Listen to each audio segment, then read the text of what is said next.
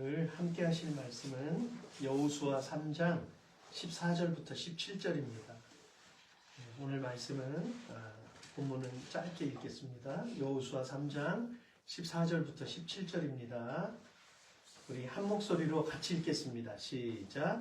백성이 요단을 건너려고 자기들의 장막을 떠날 때에 제사장들은 언약궤를 메고 백성 앞에서 나아가니라. 요단이 곡식 거두는 시기에는 항상 언덕에 넘치더라. 궤를 맨 자들이 요단에 이르며 궤를 맨 제사장들의 발이 물가에 잠기자 곧 위에서부터 흘러내리던 물이 그쳐서 사르단에 가까운 매우 멀리 있는 아담 성읍 변두리에 일어나 한 곳에 쌓이고 아라바의 바다 여메로 향하여 흘러가는 물은 온전히 끊어지매 백성이 여리고 앞으로 바로 건널세 여호와의 언약궤를 맨 제사장들은 요단 가운데 마른 땅에 굳게 섰고 그 모든 백성이 요단을 건너기를 마칠 때까지 모든 이스라엘은 그 마른 땅으로 건너갔더라. 아멘. 하나님의 생명의 말씀입니다. 오늘 함께 읽은 본문을 통해서 그대로 되다 라는 제목으로 주의 뜻을 나누도록 하겠습니다. 우리가 성경을 진리라고 말하는 이유가 무엇일까요? 하나님께서 말씀하신 대로 되었기 때문이며 우리도 그 말씀을 따라가면 그대로 되기 때문입니다. 아멘. 물론 이것은 우리 입장에서 되어지는 것이 아니라 하나님의 섭리와 계획 가운데 하나님의 뜻 가운데 되는 것을 이야기하죠. 세상에는 진실이 있지만 그 사실을 보지 못하게 하는 가짜가 더 많아졌습니다. 지금 이 세상은 누구나 인터넷을 사용해서 마음만 먹으면 그 안에 거짓된 정보를 의도적으로 뿌려 넣을 수 있죠.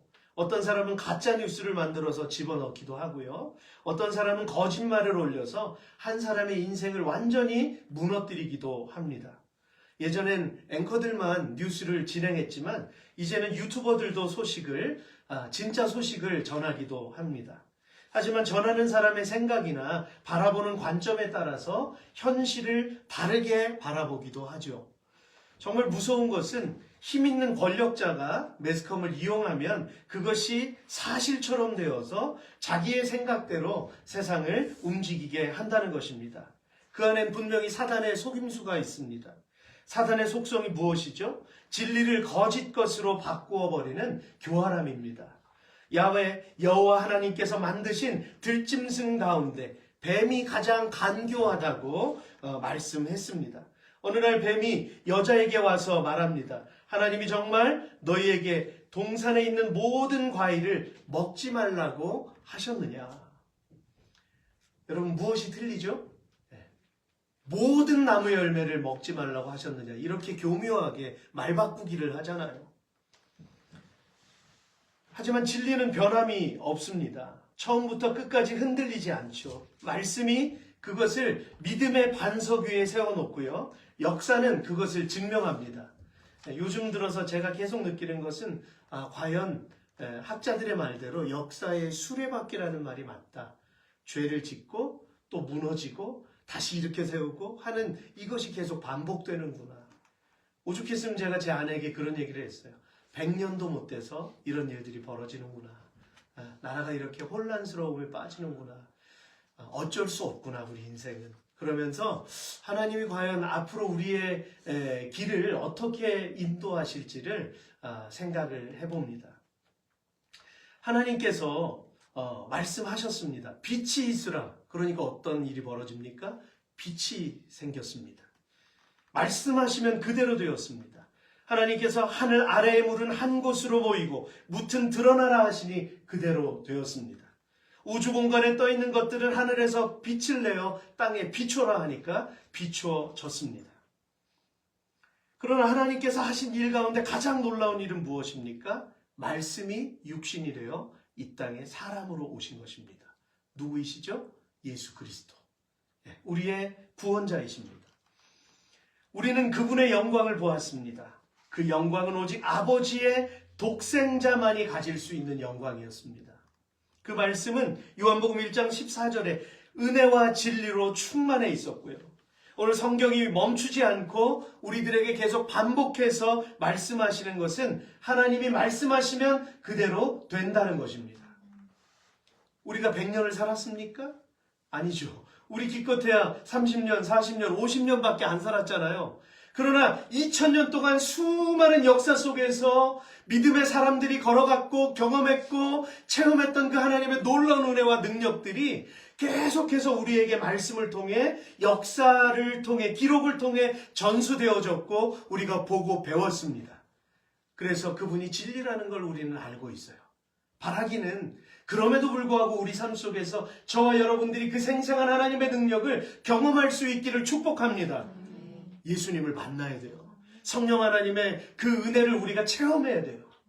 체험해야 우리가 흔들리지 않는 확신 가운데 살아갈 수 있습니다. 믿음을 통해 우리는 이 세상 모든 것이 하나님의 말씀으로 창조되었다는 것을 이해할 수 있어요. 무신론자들은 전혀 수긍하지 않잖아요. 그죠? 그냥 책이겠거니, 그 여러 책 중에 하나이겠거니. 여러분, 그러나 믿음으로 눈이 띄어지면, 성령 하나님의 은혜로 내 영혼이 변화되면 성격이 완전히 다른 것으로 바뀌게 되잖아요. 그죠? 그 새벽을 깨우리로다, 그 목사님, 성함이 갑자기 김진홍 목사님. 김진홍 목사님께서 원래는 해방신학을 공부하신 분이에요. 그리고 데모에 앞장섰던 그런 분입니다. 세상이 불공평한 그러한 것으로 비춰져서 계속 정치권을 향해 이의를 제기하고 했던 그런 분이에요. 그런데 이분이 감옥 안에서 읽을 게 성경밖에 없잖아요. 성경책을 읽으면서 복음주의자로 변했습니다. 이건 본인이 고백하신 거예요. 성경을 통해서 하나님을 진짜로 만났습니다. 그래서 이번에 갑자기 윤석열 대통령에게 성경을 주고 싶다라는 생각이 이렇게 났대요. 그래서 누가 좀 그분한테 성경 좀 줘서 읽었으면 좋겠다, 이런 얘기를 무심코 어떤 자리에서 했는데 그게 대통령의 귀에 들어갔나 봐요. 그래서 이 목사님의 사인이 담긴 성경책 하나만 감옥 안으로 보내달라고 그렇게 해서 성경책이 전달이 됐대요. 근데 나머지는 하나님이 일하시는 거죠. 그죠? 많은 사람들이, 저는 요즘에 너무 안타까운 게 그거예요.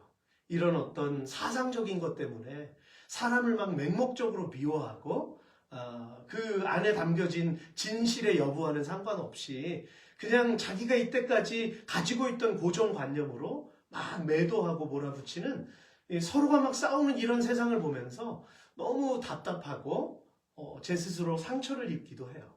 그러나 하나님의 말씀이 들어가면 거기에 놀라운 역사가 일어날 줄로 믿습니다. 이제까지 변화를 입었던 수많은 크리스찬들이 그 과정을 다 겪었어요. 저도 그 대통령은 개인적으로 제가 좋아하는 취향이다, 스타일이다, 이렇게 얘기할 수는 없어요, 저도. 그러나 정말 어떤 것이 진실인지 오늘 많은 젊은이들이 아파하잖아요. 그리고 막 그 광장으로 나아가서 막 밤이 새도록 그 추위에 떨면서 그 외치는 그 소리에 우리가 조금 귀를 기울일 필요가 있습니다. 그래서 나라를 위해서 오늘 우리가 기도해야 합니다. 여러분, 오늘 저와 여러분이 예배를 통해 하나님 앞으로 나온 이유가 무엇입니까? 믿음으로 하나님의 하신 일들을 확인하기 위해서죠. 아멘. 오늘 우리가 바라보려고 하는 것이 바로 하나님이 말씀하셨던 대로 이루어진 사건을 보기 위해서입니다. 이스라엘 백성들은 구름 기둥과 불 기둥, 그리고 붉은 바다를, 호계를 갈라놓으시고 마른 땅을 만드신 하나님의 위대한 능력을 보았습니다. 그리고 어느덧 40년의 세월이 흘러갔어요. 세대가 바뀌었습니다. 하나님을 몸으로 체험했던 세대가 가고 이제는 새로운 세대가 일어났어요. 하나님의 기적을 물론 만나와 메추라기는 일상 속에서 매일매일 경험하기는 했지만 그것은 하나의 그들의 일상이었어요. 그렇지 않겠어요? 늘 그냥 어렸을 때부터 아침에 나가면 만나가 있었고 고기가 필요하면 메추라기가 있었으니까 그건 기적처럼 여겨지지는 않았을 거예요. 광야에서 태어나서 자란 2세들은 부모님들에게 말로만 들었기 때문에 하나님의 능력이 믿어지지 않았어요. 오늘 이 땅을 살아가는 2세들처럼. 그런데 이스라엘 정탐꾼들을 만난 여리고 여인이었던 라합이 놀라운 고백을 했어요. 라합은 여러분 이스라엘 백성들이 여리고로 들어가면서 기대나 했겠습니까? 그 안에 하나님을 두려워하는 사람이 있을 거라고 상상이나 했겠습니까? 그런데 그 편에서 라합이라는 여인은 이미 하나님을 향해서 두려움을 가지고 있었다는 거예요. 자, 여호수아 2장 9절에 이 라합이 이런 고백을 했습니다. 나는 여호와께서 이 땅을 당신들의 백성에게 주셨다는 것을 압니다. 우리는 당신들 때문에 매우 두려워하고 있고 이 땅에 사는 모든 사람들도 당신들을 무서워하고 있습니다. 왜 그랬을까요? 이미 여리고성 사람들은 하나님께서 홍해를 가르시고 애국 군대를 멸망시키신 그의 위대한 소문을 듣고 있었던 거예요. 그리고 이미 40년이나 지났잖아요. 근데 그들은 그걸 알고 있었고 구전으로 전해졌고 계속해서 두려워하고 있었는데 그 당사자들이 지금 자기들 앞에 도착했다는 소문이 들린 거예요. 그러니까 그 여인이 두려움을 가지고 기다리고 있었던 것이죠. 그들은 하나님이 함께 하시는 이스라엘 백성을 두려워하고 있었던 것입니다. 드디어 약속의 땅에 들어갈 날이 다가왔어요. 관리들이 이곳저곳으로 두루 다니면서 여호수아 대장의 말을 전합니다. 3장 3절 말씀입니다. 백성에게 명령했어요. 여러분은 제사장들과 레위 사람들이 여러분의 하나님 여호와의 언약궤를 메고 가는 것을 볼 것이요. 그러면 여러분은 지금 있는 곳을 떠나 그 뒤를 따라가시오. 라고 진중으로 말을 타고 달리면서 이 이야기를 전했어요. 200만 명이 텐트촌을 이루고 있는데 얼마나 넓게 퍼져 있었겠어요. 이렇게 계속 이 얘기를 전달했습니다. 사람들은 마음이 복잡했을 거예요. 이 많은 사람들이 어떻게 요단을 건너가지? 또 이런 문제 앞에 선 겁니다. 정말 그대로 될까? 어떻게든 되겠지. 우리가 귀가 따갑게 들어왔잖아. 이때 하나님은 그들이 지켜야 될 3가지의 중요한 말씀을 하셨는데요. 오늘 이 말씀을 듣는 저와 여러분에게도 순종할 때 그대로 되게 하시는 하나님의 원리가 되기도 합니다. 첫째로 언약궤와의 거리를 두라고 말씀하셨습니다. 언약궤는 무엇이죠? 그 안에 무엇이 들어있었습니까? 아론의 쌍난 지팡이가 들어있었고 그 안에 또한 돌계명이 들어있었고 십계명 그리고 무엇이 들어있었습니까? 네? 네, 만나가 들어있었습니다. 네, 만나가 든 항아리가 들어있었어요. 여러분 아시다시피 이 언약궤는 하나님께서 함께 하시는 임재의 상징이었습니다. 그 안에는 십계명이 적힌 이 생생한 2 돌판, 아론의 싹이 난 지팡이는 이미 죽은 나무잖아요. 죽은 나무에 싹이 났다는 게 상상이 되십니까? 이거 하나님의 능력의 상징인 거예요. 그리고 하나님이 매일매일 먹이셨다라는 그 증거인 만나가 들어있었던 것입니다. 즉 하나님의 말씀에 순종하면 능력으로 인도하시며 먹이신다는 뜻이었어요. 여러분 언약궤가 2000규빗 앞으로 갑니다. 2000규빗을 계산해 보니까 912m예요. 약 1000m 이 거리를 떼고 저 앞에 언약궤가 제사장들이 언약궤를 메고 먼저 앞서갔어요. 1000m 있는 사람들이 보일까요? 아직 희미하게 보일지는 모르겠어요. 광야에서. 오늘 본문 4절에서는 그 이유를 분명히 말씀해 주세요. 네. 그러나 너희와 그 사이 거리가 2000규빗쯤 되게 하고 그것에 가까이 하지는 말라. 네. 가까이 하지는 말라. 그리하면 너희가 행할 길을 알리니 너희가 이전에 이 길을 지나보지 못하였음이니라 하니라. 아멘. 우리가 걸어가는 길은 이전에 우리가 걷지 않았던 길입니다.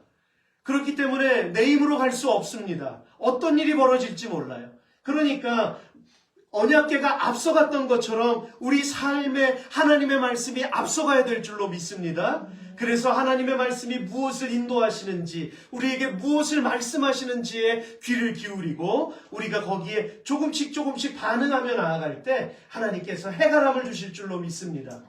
네. 그게 생생한 우리 그리스도인들의 고백이 되어야 되잖아요.